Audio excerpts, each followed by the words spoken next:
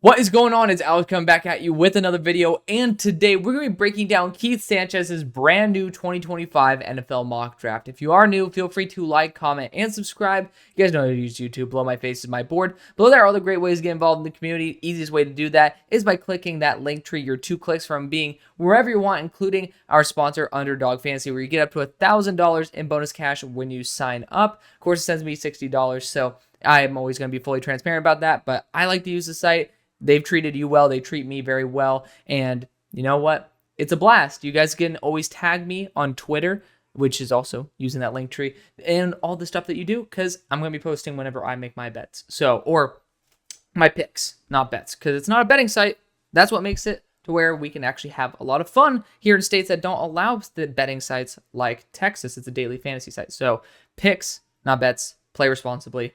Play within your means. Now let's get on into this, starting out with the #1 overall selection. Also, shout out to Keith. We've actually been keeping in touch a little bit back and forth in the DM, so hopefully we can get Keith on the show. Keith, this is your open invitation to come do a mock draft. I just did a 3-rounder with Broshmo.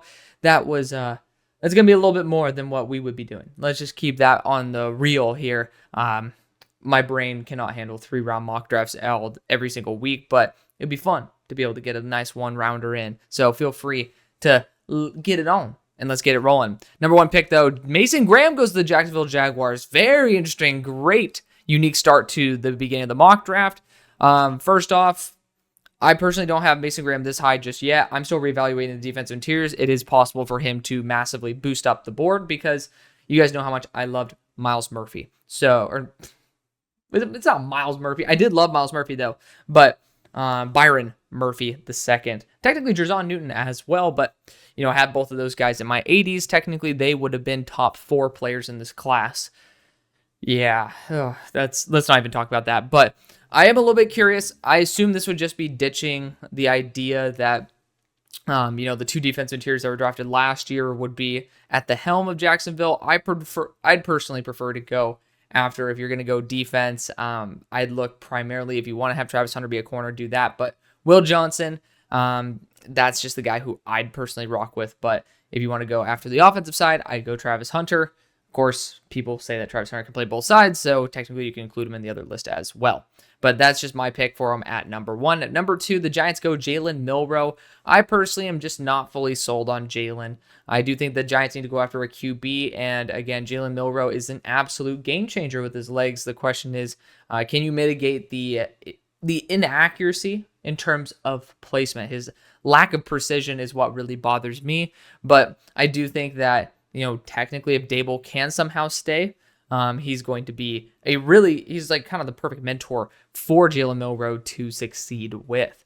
At #3, the Titans go Abdul Carter. I think Abdul Carter easily could be a #1 overall pick if the team is looking for an edge rusher. So the Tennessee Titans get themselves a damn good one here. I am happy by them not going a QB. Again, I'm also not a big QB guy in this class. I think there's certain teams that are desperate for it. I do not think the Titans are one of them. At #4, we have the Cleveland Browns going Cam Ward. Again, I have my issues with the quarterback class, but I do think, certain teams really do feel like they need to be able to press the QB button. I'm not going to fully blame them for it. Cam Ward goes to the Browns here. They have still been looking for their future at quarterback. Maybe Cam Ward's the guy.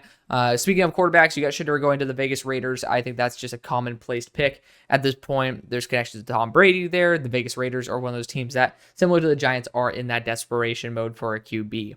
Not a good place to be. At #6, the Dolphins go Walter Nolan. I love the excitement that comes with Walter Nolan. I love the fact that this is unique, but also still a position that, it is a perfect Christian Wilkins replacement. So, I definitely love the idea of going after Walter Nolan. Do I have him at 6th overall worthy? No.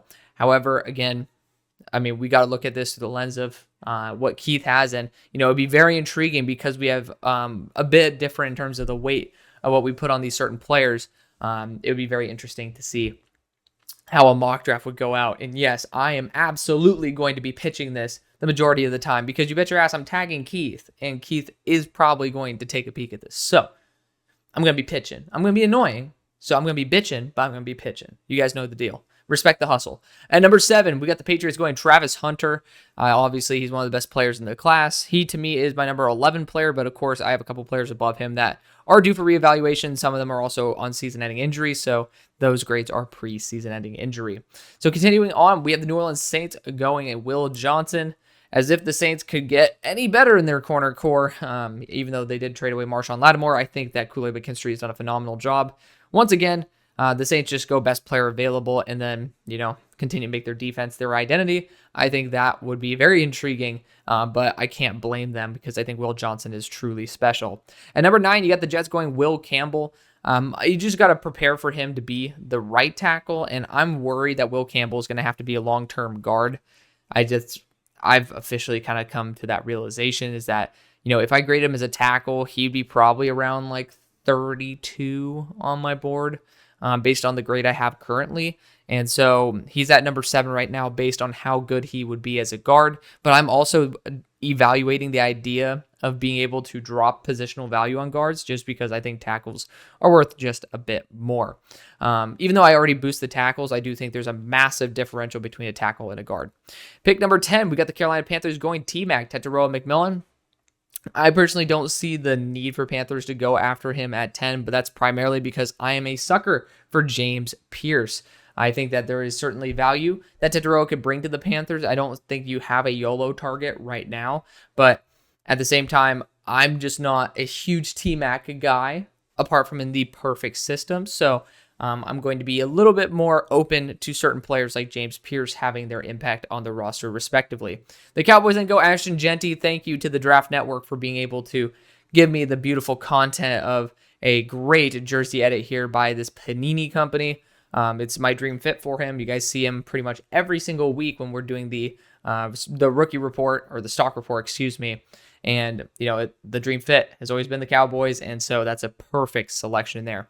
Nick Gordon goes to the Colts. I think it's a great pairing to actually have with what you already do have in Laiatu Latu. Interesting to go edge back-to-back first rounds, but it's a position that is worthy of taking at number 12 in the first round, and Nick Gordon is fantastic. I mean, he's done an absolutely amazing job turning it on ever since Fisher has left. I mean, Texas A&M has really put the pedal to the metal, and I love it because they have all the talent in the world there. It's surprising.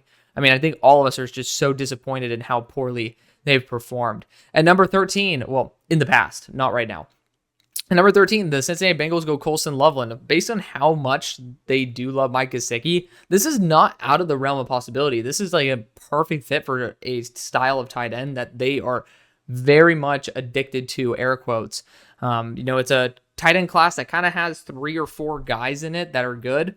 And then the rest, you're going to have more role players. So I do really like that. Colston Loveland has been productive in an extremely unproductive offense. So big fan of Colston Loveland. Nice to see a nice little shift for the Bengals as well. Tampa Bay goes Luther Burden here at 14. I would love to see how he'd be used in this offense because I don't really think they have a receiver the style of Luther Burden with the talent level of Luther Burden. I think you can even take some running back reps. I mean, I just love the flexibility that you could have with him. Not to pick that, again, I have certain values on the edge class that I would say outweighs what Luther Burden can bring, but that doesn't mean that I can't actually get excited for a pick that I don't fully agree with. So Luther Burden would be very interesting. I would be very excited to see what type of role in the at least early on implications of what he'd have, because obviously Chris Godwin, Mike Evans is going to be gone. Chris Godwin, how much longer are you guys going to be relying on him as a top weapon? Is he going to come back from that ankle injury the same? We'll see what happens. But Luther Burden, I think, would be a really fun option to see how it ends up working out. The Seahawks go Micah Williams here at 15. I personally am super into the idea of an offensive tackle at this point, especially when you have the Rams and the Niners coming right after this. I just think that there's just a lot of value in being able to give a massive middle finger to either the Rams or the 49ers or both by being able to take one of the tackles available because that offensive line really needs it. Micah Williams is an awesome player. He's a freak build. He's just super, I mean, the talent's unquestioned, but I do think that there is a better return on investment on the offensive line. At 16, the Bears go Arianti Urzuri. It's a pick that I would be extremely, extremely in favor of. He can play guard as well. I honestly thought he should kick to guard based on his last year's play. He's done better this year, so more confident in him as a tackle. But again, if you see Karan Amagaji somehow becoming an absolute freak show, which Again, I would taper my expectations on that, which is great when you get a player like Arianti Urzuri, because if he plays guard, let's just say Karan's doing great, it works. If Karan is having some struggles, then Arianti could end up being that starter tackle for you, and I think that is an awesome contingency to have. Then we have the Rams going Kelvin Banks. I love it. They need a left tackle for the future. Kelvin Banks is a very, very talented player. At 18, the Niners go Tyler Warren. I do not think this is out of the question. Tight end, especially a style like Tyler Warren, you think of George Kittle, has been extremely popular there in San Fran, and this is the year where Kittle's up. So I think that adding more firepower isn't like unbelievably necessary because of the fact that they have a ton of receiving talent. But that tight end position, especially with the blocking prowess of Tyler Warren, could be an absolute difference maker. And that is, at least in that receiving room, way to be able to generate wins above replacement. At number 19, the Broncos go Emeka Egbuka. I think that is perfectly reasonable. I mean, he's just a big body guy who can go in the slot, can play on the boundary, good after the catch, a good enforcer, good blocker. There's an all-around good player, and I think he can thrive. I mean, we know he can thrive in inclement weather, so I don't think that that's going to change his effectiveness. At 20, you got the Falcons going James Pierce. Obviously, you guys know how much I love James Pierce. It's below my face. That's why I don't have to explain it. But James Pierce would be an absolutely amazing addition to the Falcons. Very underrated in terms of his impact at the line of scrimmage. His play strength is downtrodden a lot, but I really do think that it's actually a subtle way that he ends up actually being one of the more dominant players, especially given his size. I think people underestimate it, and then they end up getting bit by it early on. DeMonte Capehart goes to the Cardinals at 21. This is a player I will put my hand over heart. I should know more information about. I should have an official evaluation on him. I do not. But I think defensive interior for the Cardinals is a great position to go after. And, I assume like Clemson's done a great job developing defensive interior talent. I would not be too surprised to see DeMonte being at least in a consideration for a higher end pick. At 22, the Texans go Derek Harmon. I don't really know if I would consider Derek Harmon an edge out of Oregon. I assume this would be a defensive interior. And he ends up clarifying that right there. So, it's a graphical error. You guys know I'm pretty much notorious for making a minimum of one an episode. So, who the hell am I to judge? But I think the Texans getting Derek Harmon as a defensive interior actually makes a ton of sense. At number 23, the Chargers go Kenneth Grant. Perfect system fit. Obviously, it's his former DC. And this team does need some extra juice on the defensive line. I'm a fan of that. Packers then go Ben Morrison. I just think Ben is probably going to return based on the fact that he's a true junior. But he's a fantastic player, and spoiler, in the mock draft that I did with Broshmo, it ended up taking Ben Morrison to the Packers. So it ends up all working out. Malachi Stark slips to 25 with the Commanders. I really love the idea of him being able to play either slot or safety in multiple packages. One of the few teams I don't really think he needs to be on. But going best player available is kind of hard to not do, especially when you have Dan Quinn as your coach. Like, I don't think he would see Malachi Stark slipping this far and be like, well, we don't have a perfect role for him, so I guess we're going to pass on him. Like, no, you get the best player. And Malachi Starks is an absolute stud. At number 26, the Ravens go Tyler Booker. It's a pick I've made a billion times. He's just a super high floor player, great build, great consistency as well. And so I don't really think that would ever be an issue for the Ravens. I don't think that you can ever really complain about it. Jalen Walker, my favorite fit for him is the Philadelphia Eagles. He's a Vic Fangio outside linebacker, edge rusher, and that is a perfect fit. Again, you guys see exactly where Jalen Walker is on my board. I am a massive fan. At 28, the Steelers go Trey Harris. I think going after a boundary receiver is an excellent idea. However, if one of the top guys are not available, which technically Isaiah Bond is, I would say wait till after the first round. What we've seen throughout history, and again, you think about this in your own life, you stick to your strengths, right? And our strength, because you guys know I'm a Pittsburgh Steelers fan, our strength so far has been sniping receiving talent down the board.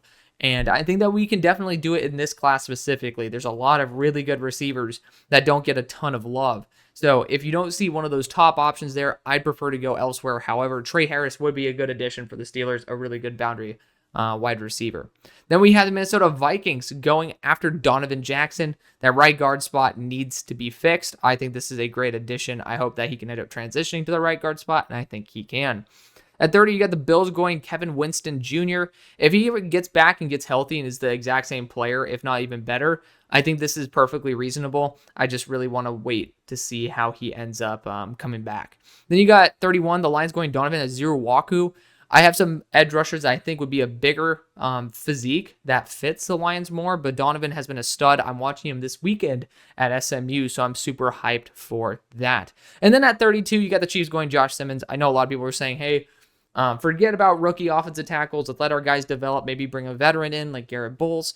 I think that wouldn't be a bad idea, but Josh Simmons is an absolute beast. He's only falling because of the fact he had a season-ending injury, so I think that the Chiefs end up sniping themselves a great one. That's going to be the video. Thank you so much for watching. I love you. See you on the far side. Peace.